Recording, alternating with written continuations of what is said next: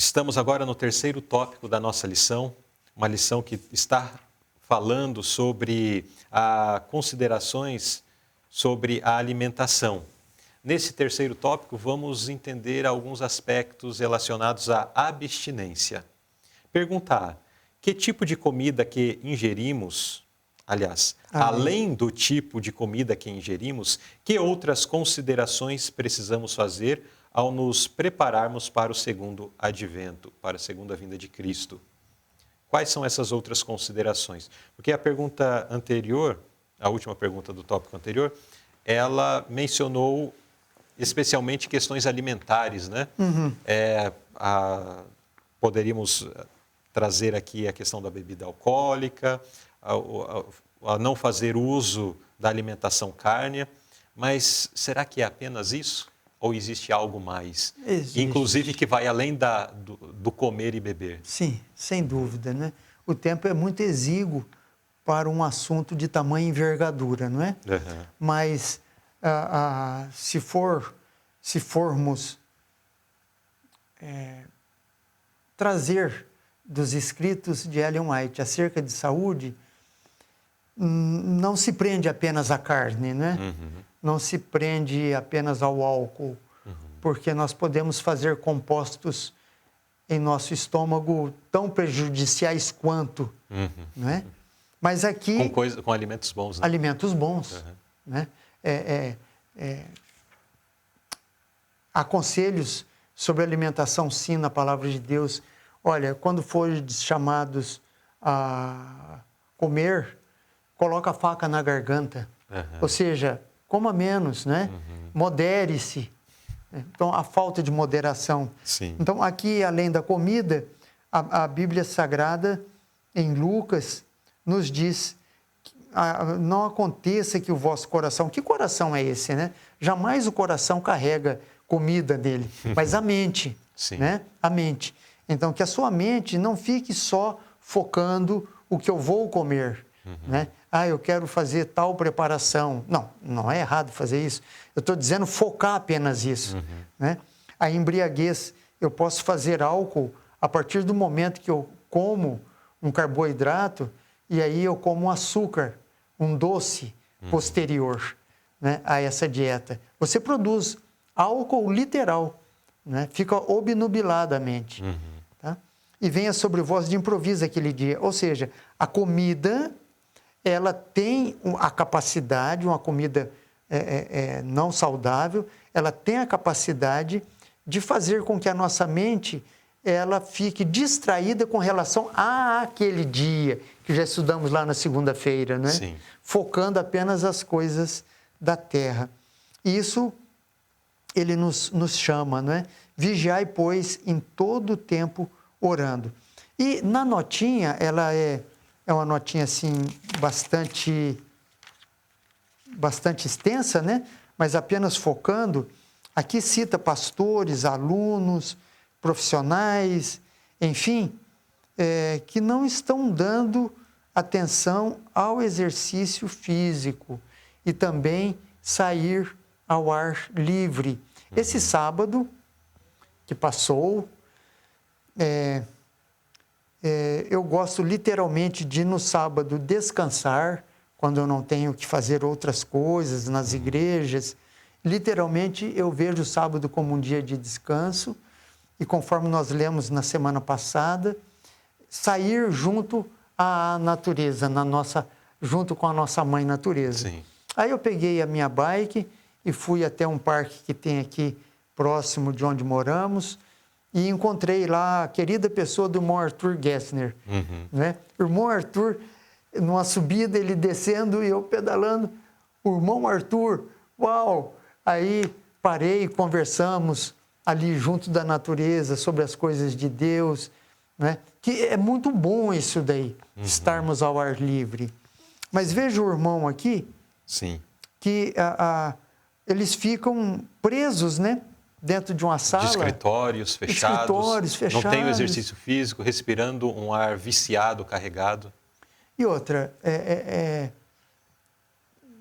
não tem como a mente estar oxigenada, né? Você estar recebendo da mãe natureza o seu influxo, né? A luz solar, o ar puro, a visão de um lago, de uma montanha, né? E eu falo e eu já quero sair daqui logo. Né? Então, nós temos que nos preparar para encontrar com Jesus, não é? Dando atenção, sim, à saúde física, mental. Hoje nós temos aí uma série de doenças, inclusive estava lendo hoje um artigo científico sobre algumas doenças mentais que o meio ambiente favorece a manifestação dela. E isso significa tensão exagerada, preocupações, né? Mesmo no nosso meio, o número de pessoas com depressão, angústia, ansiedade é elevado. Sabe, irmão Luiz Girley? Eu que estou dentro de um consultório, sempre, todo dia. Né? E aí chegam pessoas que querem milagre, mas com medicamento. Né? Medicamento alopático. Sim, o remédio alopático às vezes é necessário, sim. Né? Mas boa parte seria evitado se dessemos atenção à quantidade que comemos, à hora que comemos, o quanto comemos e queimar essas calorias, porque, via de regra, o sedentário, ele come mais do que deveria. E aqui vem falando sobre isso, não é? Menciona, né, que depois acaba... Sim. O corpo acaba se esgotando no simples processo de tentar consumir essas calorias. Vamos ver se nós temos aqui conselhos sobre saúde, ela cita aqui, tá? Olha só, a irmã White não era nutricionista, sim, tá? Não era nutricionista, mas veja, parece que ela está junto conosco aqui. Sim. Olha, ela diz assim, ao manter tais hábitos, tá? Vamos um pouquinho antes, eles, os professores e alunos, cometem 2 erros, pois se dedicam intensamente aos estudos, ou seja, esgotam a mente, e consomem uma quantidade de comida equivalente ao quê? Trabalhador braçal. Um trabalhador braçal, ele tem que comer. Né? Um lenhador, por exemplo. Né? Ao manter tais hábitos, alguns adquirem sobrepeso. Os dados mostram hoje que o sobrepeso passa muito mais de 50% no Brasil. E a obesidade... Era uma realidade apenas americana há pouco tempo, né? E chegou aqui também. E a obesidade? A obesidade, as pessoas não veem que a obesidade é doença. A principal doença do mundo hoje, você tem a obesidade. E dela vem hipertensão, diabetes, infarto, etc. Então ela diz, ao manter tais hábitos, alguns adquirem sobrepeso, pois o organismo fica congestionado. Já outros ficam magros, fracos, sem energia. Por quê? Você já viu, irmão Luzirley e os irmãos que assistem esse canal, você já viu que os magros comem desesperadamente? Outro dia, num junta-panelas nosso, eu não gosto de me servir primeiro, eu fico mais... Pro final. Pro final. E eu olhando ali, eu falei, meu senhor, eu não posso crer. Eu não posso, ele não vai dar conta. Pão de açúcar ao quadrado. Uma montanha. Uma serra, né? E seco, magérrimo. Né? Por que ele fica fraco, sem energia? Porque ele gasta tanta energia para ganhar energia que o débito é negativo. O saldo fica negativo. Fica negativo. Não vai engordar nunca. Se comêssemos menos, mastigarmos mais, sem pressa, sem colocar um bocado de alimento na boca, sem estar pensando no que você tem que fazer, restabelece a saúde. A saúde é um cruzamento de muitas vias. Não é meramente só deixar da carne e achar porque é vegetariano já ganhou o prêmio máximo. Não é assim. Existem muitos outros fatores que talvez estejamos em uma situação bem crítica, né? E, no entanto, essa maravilhosa lição de Deus, ela vem revirando tudo, né? Exatamente, chamando atenção para essa necessidade. Aqui também tem outro aspecto, talvez essa seja a nota que explora mais questões detalhadas, né, da saúde, então vamos nos deter só mais um pouquinho aqui. Pois não. Quando chama atenção, inclusive, para o sábado. O sábado deve ser um dia diferente, com uma alimentação diferente. Mas muitas vezes, quando estudamos um pouco lá para trás sobre a questão da observância do sábado, mencionamos, né, sobre a questão de uma alimentação diferente no sábado, e que muitas pessoas pensam, alimentação diferente no sábado, então vou fazer um banquete, vou caprichar. A intenção é boa, no sentido de que está pensando no sábado como um dia especial, um dia de alegria, de festa. No entanto, existe uma questão negativa nisso, porque daí a nossa mente, que, especialmente no dia de sábado, tem que estar tranquila, em paz, para poder falar de Deus, pensar sobre Deus, falar com Deus. Daí a gente se banqueteia com tanta coisa gostosa e as irmãs e irmãos costumam fazer comidas que são gostosas. Né? A questão aqui não é o sabor, porque o pessoal capricha mesmo, só que daí o organismo chega sábado à tarde, não quer santificar não, só quer descansar. Descansar literalmente, né? Mas sábado, como mencionamos lá atrás, observância do quarto mandamento não fala apenas de guarda de um dia, de descanso, fala de santificação. É comportamento no sábado. E quando nós empanturramos o nosso organismo, daí o corpo só quer descansar, a Deus santificar, daí quebra o quarto mandamento no prato que comeu no almoço. Será que você me levantou a lebre agora? Talvez seja essa a razão porque as nossas reuniões em sábado à tarde são esvaziadas, não é? Porque o pessoal tem que descansar do almoço que teve. Ele não quer ficar na vertical, ele quer ficar na horizontal. Né? E a última frase, ao comer demais no sábado, muitos fazem mais do que pensam no sentido de desonrar a Deus. É muito sério, irmão. É sim. É muito sério. Aqui está falando, aqui enfocou o sábado, mas o mesmo diz respeito ao cuidado do corpo, da saúde e da mente durante a semana. Quando nós tratamos o nosso corpo de qualquer jeito, sem o devido cuidado com a alimentação, com as misturanças que tem, com excesso de trabalho ou excesso de descanso também, né? O sedentarismo, e outros fatores já mencionados e outros que talvez não tenhamos tocado, quando nós não tratamos da devida forma, nós estamos destruindo isto que Deus nos deu. E Deus pedirá contas disso, né?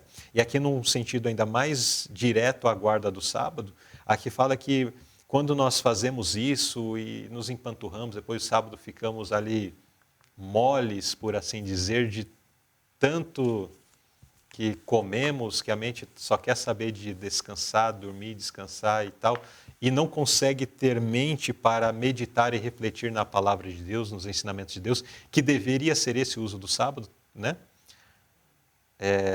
E falar sobre Deus, enfim, nós não estamos tendo o sentido de que essa é uma grande desonra a Deus. Às vezes a gente achamos, não, mas é o melhor que eu quero oferecer, mas tem sido apenas a oferta de Caim. A oferta de Caim. Infelizmente, não é, irmão? Mas ainda bem que a lição nos anima, né? A lição vem para puxar a nossa orelha, mas quando o pai puxa a orelha do filho, é para quê? Não é para puxar para escorraçar ele, não. É para falar, olha, você precisa melhorar, e é por isso que a lição vem. Amém. A segunda pergunta desse tópico, ela avança ainda mais no sentido de dizer que mesmo quando a gente come coisa boa, ainda assim a gente tem dois problemas. Quais são os problemas mencionados aqui? Como a Bíblia associa o ato de comer demais, que é um problema, com a embriaguez?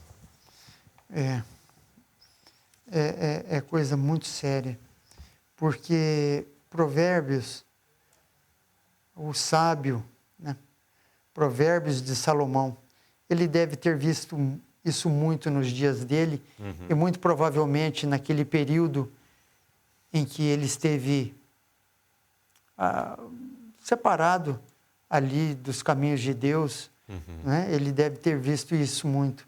Não estejais entre os beberrões de vinho, nem entre os comilões de carne.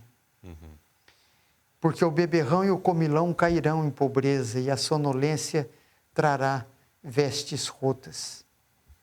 Enfim, eu vejo, irmão, que o excesso de comer, ele desgraça a vida da pessoa. Ele acaba com a pessoa. A quantidade que nós comemos e a qualidade, ele determina o nosso pensamento. E tudo isso aqui, Deus fala não meramente no campo saúde física. Mas voltando às primeiras perguntas, eu creio que para isso elas estão ali. Sim. Né? O momento que nós vivemos é um momento muito áureo, é muito sério. Vejamos o exemplo de Elias. Elias, ele fugiu de uma mulher, Jezabel. E ele ficou com um quadro depressivo violento. Né?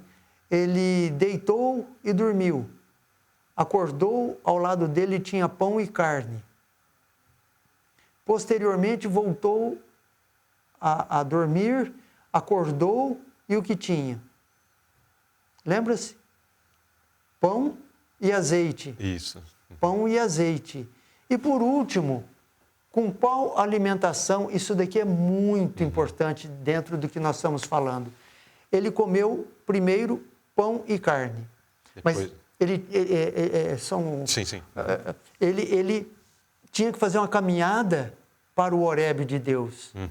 Mas não foi o pão e a carne que deu forças para ele ir. Não, porque se assim fora, ele teria caminhado as 40 dias e 40 noites com base no pão e a carne.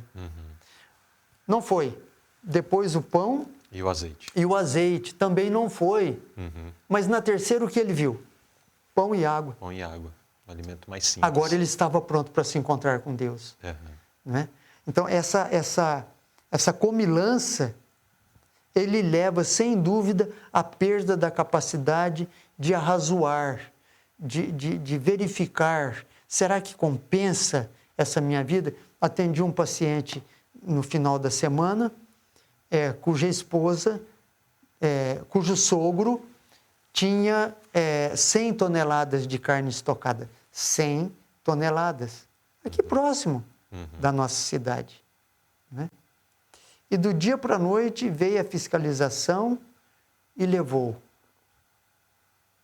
E esse homem, ele não ficou sem a carne. E ela me disse que ele come desesperadamente e o peso já infartou e parará. E aí ela se volta para mim e diz, e o meu pai, o que eu faço? E eu disse, é ele que tem que fazer. Nós podemos aconselhar, mas a decisão... É dele, cabe a ele. Cabe a ele. Prezado irmão que nos ouve, a decisão cabe a você, a mim, a nós, em decidir. Porque vai impactar a nossa vida, mais hoje, mais amanhã, vai impactar. E Deus não quer que façamos isso. Inclusive, a questão das mães é que ela bateu muito firme. O irmão viu aí, né? Sim. Né? Olha só, quem quer que se entregue ao apetite por comer com frequência, olha aqui, vamos dar uma pausa. Comer com frequência lesa completamente os órgãos digestivos. O comer de 3 em 3 horas não se sustenta diante da ciência. Não é? Então, não coma com frequência. 2 refeições ao dia é melhor do que 3, sendo que a última deve ser feita muitas horas antes de se ir para a cama. Mas vamos lá, quem quer que se entregue ao apetite por comer com frequência, alimentos o quê? Não saudáveis. Enfraquecerá a própria capacidade de resistir às tentações do apetite e da paixão em outros aspectos. Ou seja, quem lê, entenda. Não precisamos explorar isso daqui, né? Quem lê, quem ouve, entenda o que é essas paixões em outros aspectos, né? Pior, essa fraqueza em resistir será proporcional à intensidade com que cultivou hábitos alimentares incorretos. Ou seja, quanto mais tempo eu cultivo hábitos incorretos, mais difícil é o retorno. Mais fraco é o meu caráter, mais fraco o meu poder de resistir às tentações e ao mal. Ao mal. Então vemos que o assunto é mais sério do que simplesmente uma questão de cuidado de saúde, né? Por si só, isso já seria muito importante, mas ela tem uma íntima relação com a minha firmeza moral, com a minha firmeza na resistência às tentações, né? E aí, como disse o irmão Geraldo, é uma escolha que nós precisamos fazer. Tanto é que em Provérbios diz o preguiçoso, o que é? O que tem lá fora? Tem um leão lá fora, né? Ou seja, o indivíduo que come muito, ele é lerdo, é moroso, né? Muitas vezes ele tem um apetite voraz, gasta, como já vimos aqui, uma energia mental absurda, e às vezes os planos são protelados, a vida como um todo, a espiritualidade anda mal. Mas quando você faz uma anamnese na dieta da pessoa, é lastimável. Né? É lastimável. Muito bem. Então, neste terceiro tópico, aprendemos mais sobre a questão da abstinência e a necessidade de corrigirmos muitos hábitos incorretos que, de repente, temos. Até antes de iniciarmos aqui esse momento, comentei com o irmão Geraldo, né, trazendo os pecados próprios aqui. Em relação à alimentação em si, não é uma dificuldade para mim. Tenho relativamente bem regrado em termos de quantidade, de vezes ao longo do dia, a mesma quantidade de alimento consumido e a qualidade disso. A dificuldade não está exatamente na alimentação, mas no modelo de trabalho que tenho, que leva a um quadro de sedentarismo. Então, trabalhar sentado, estar sentado, com poucas oportunidades de... É claro, a oportunidade nós podemos fazer acontecer, né? Sim, sim. Precisa ter um empenho. Então, a lição vem para mim. Para mim já também. Vejo aqui e digo, vem para mim, e naquilo que Deus já revelou e que toca a questões no meu dia a dia, Deus vai me ajudar para que isso mude. Amém, amém. Inclusive, nos dias de Ellen White, o seu esposo, Tiago White, ele era muito tendente à depressão, não é? E ele estava doente na cama, era inverno, e depois que ela recebeu a visão das águas salutíferas, então ela pegou botas, agasalhou o seu esposo, e ela disse que chegava aos joelhos quase a neve. E ela o arrastou pelos campos brancos até que ele recuperou-se, não é? Veja a importância do exercício físico. Sim. Né? E nós precisamos sim, irmão, eu abono o seu parecer. É isso aí. Um dia ainda darei meu testemunho de que esse não é mais um problema. E Deus vai revelar qual é o próximo passo a ser dado. Amém, amém.